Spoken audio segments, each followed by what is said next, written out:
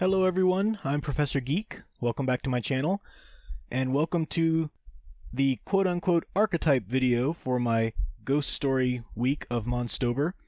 I say quote-unquote because there really is no ghost archetype in storytelling and in mythology. There are so many different types of ghosts or types of ways to use the spirit of the late departed in stories and myth that it's hard to really pin down a common archetype within it. The uses really more play into other archetypes like an ill omen from the past or helpful spirits from beyond or something like that. So I thought instead with this video I would talk about what I believe are the most effective ghost stories and what we think of when we say the word ghost story.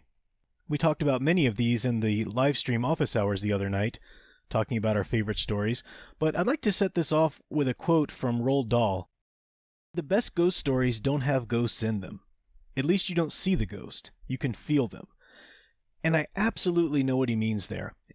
It's not that you can't have a ghost in them in terms of, oh, all of the haunting has to be psychological or it has to really be later found out to be some natural or human initiated phenomena. Not that at all. No, there can actually be a entity in the story, and there should be. I feel like it's cheating if there isn't, unless you're trying to tell a very different type of story. But I do know that the ghost stories that have affected me the most, and the ones that I see resonate through culture, are the ones in which the ghost is more felt rather than seen. And by felt, I don't mean that you have a character in a room and all of a sudden they feel a presence necessarily. I mean, that is the literal interpretation of that, but feeling the ghost in a story is about the atmosphere of the story. You should feel the ghost of a short story, novel, film, or whatever from the very beginning. The writer should weave an atmosphere about it. I have two of my favorite ghost stories posted on the thumbnail for this video. Ghost Story by Peter Straub, which technically, if you read it, there is a monster in the book, which is not a ghost, but the story is highly dependent on ghosts. Ghosts of those fallen, ghosts of those that people know, and the stories about people they've encountered in the past and so on. And then the other work is The Haunting of Hill House by Shirley Jackson. That's an iconic ghost story. If you haven't read it, you owe it to yourself absolutely to do so. There'd be no Shining without The Haunting of Hill House, without that seminal work in the genre. The original book, of course, the image I have on the thumbnail is for the Netflix series, which is dropping perhaps even today, the day this video drops, and it appears to be extremely loosely based. It's going a different direction, not really telling the story of the novel. But the actual novel itself is just as much about the characters' psychologies as it is about ghosts in the house. And I don't mean to say that it's a psychological exploration rather than a ghost story, but the best ghost stories get the point that there's no difference between the two.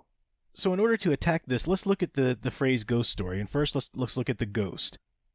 There's a reason why people are drawn to stories with ghosts, with the spirits of people who once lived. And I say that to differentiate from demonic entities or angelic beings or something like that, an actual ghost, a person who was formerly alive and now they return in some way in spirit. On the one hand, it provides solace to experience or take in stories about the supernatural, about an afterlife, that this world and this life is not all there is.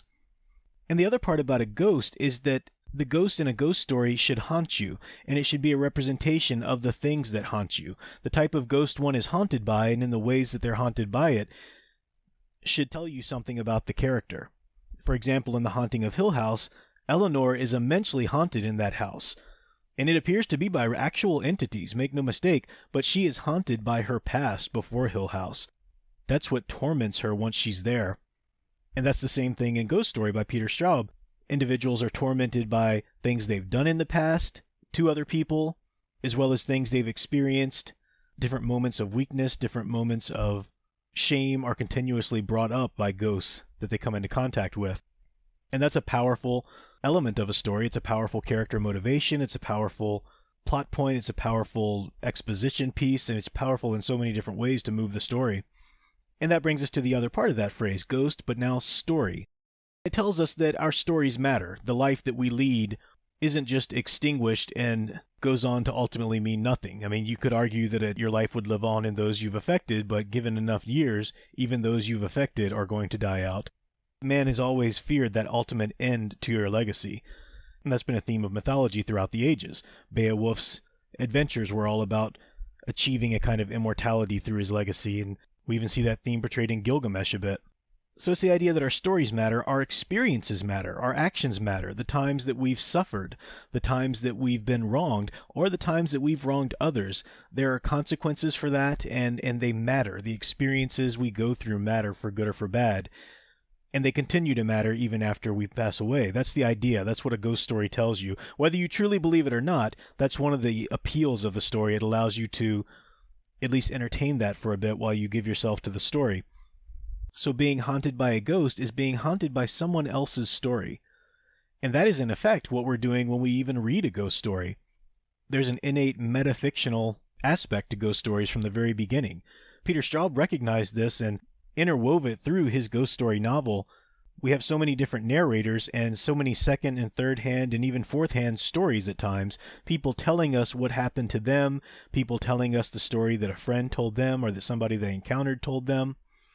And on the one hand, that might increase your unreliability of a narrator, but it also highlights the fact that the story, there's a validity and a life to a story regardless of its truth. And that's a wonderful element to bring to a ghost story and to really bring out in the forefront like Peter Straub does. It doesn't negate the fact that there's absolute truth, but there is something to the fact that the way we perceive things, if we perceive something as true, then it will have an effect on us as being true to a certain extent, even if it's actually false. For example, in The Haunting of Hill House, there's a character who suspects that maybe her mother passed away because she neglected to take better care of her. Well, we're never really told if that's true or not, but it doesn't really matter if it was true or not, because if that character believes it's true, then she goes on to feel the guilt and feel the consequences, whether she actually neglected her mother to death or not. She's feeling those consequences. That's the crux of a great ghost story. It's the things that haunt you. And the more you develop an actual entity as a ghost in the story, the better they can serve as a metaphor for the character's past and the character's motivations and the character's ultimate progression throughout the story. It provides a good challenge for them and the makings of a good arc. Those stories are so fertile in that manner. They draw so many people to them, and unfortunately they draw a lot of people who don't really understand how to spin the tale well. That is why we have so many cheap thrill-type ghost stories that feel like they're contrived to a jump scare. And that kind of thing, of course, is fun by a campfire or something like that. They have their place.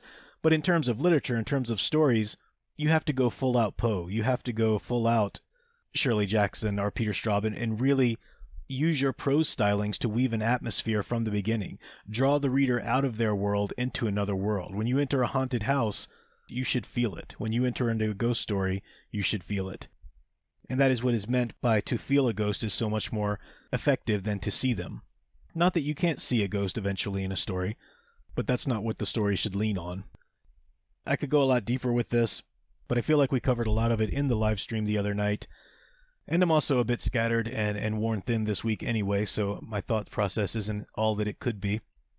But hopefully this will be helpful to those looking to write their own stories or looking to find and assess some of the stories that they come in contact with as to what does make a good ghost story and what doesn't. We will be back for a live stream soon, and I will produce at least one more video this week as well. Of course, next week we move on to the Boogeyman, which is a great topic, and we have some fun things planned for that. Don't forget we are going to do a live rewatch of Halloween the movie, and that will be next Thursday, the 18th, at 11:30 p.m. EST. Me, Big Al, and the Fan Man, so don't miss that. Thank you for liking and subscribing. Link to the Patreon is in the description. And until next time, keep enjoying and digging deeper into the Halloween stories you love. Thanks for watching.